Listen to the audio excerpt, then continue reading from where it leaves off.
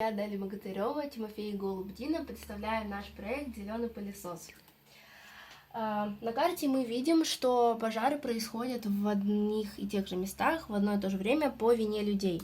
Поэтому нашей целью стала организация туристического маршрута, где ежегодно происходят лесные пожары, для восстановления природной среды и пополнения знаний о том, как не допустить лесные пожары. За 3 дня мы пройдем по местам природных выгораний, научимся сажать саженцы и защищать их от пожаров. Но самое главное в нашем походе – это саженцы, и мы выращиваем их по специальной методике, и материалы берем из леса. Итак, первый день – это теоретические занятия по борьбе с пожарами, последствиями пожаров и правил их тушения. Второй день похода мы высаживаем деревья и саженцы на выжженной территории. И третий день мы вешаем предупредительные листовки.